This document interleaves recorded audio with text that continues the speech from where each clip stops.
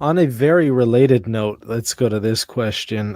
It is from James. What do you think about that Bellarmine would say about Pope Francis? So Oh boy. shifting from the Antichrist to him, yeah. What do you think would be his thoughts about Pope Francis? That is a very good one.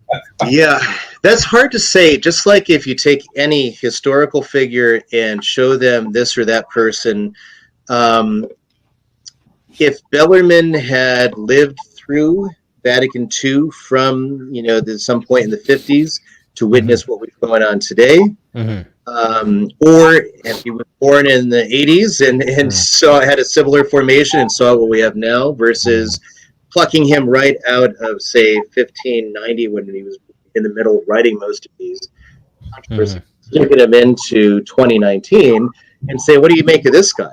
Obviously, in the last example, if you plucked them out of 1592 and worked out the diversity of language, he'd be shocked and horrified.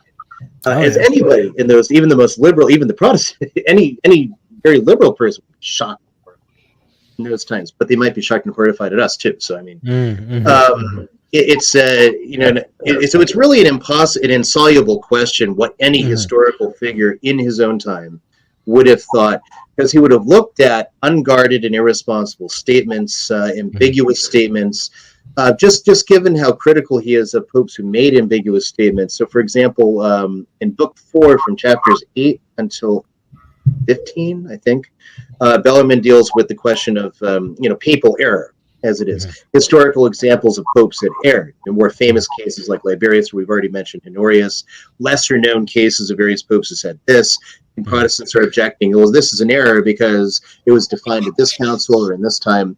And so Bellarmine is actually fairly critical of, like, John the 22nd. Even though he's also defending him too. And that's a case that's actually misused often, as a lot of people try to use that against sedevacantist. And it actually doesn't fit, because it's not a question of a nota heretica.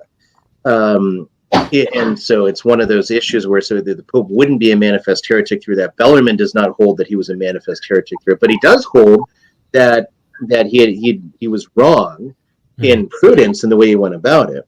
And he simply says that the Pope, never clearly went to one position, absolutely never defined anything, but on his deathbed accepted that he'd erred on that subject, but not erred as in defining or decreeing, but that his personal opinion, he more or less accepted that the contrary was the case from his personal opinion on it.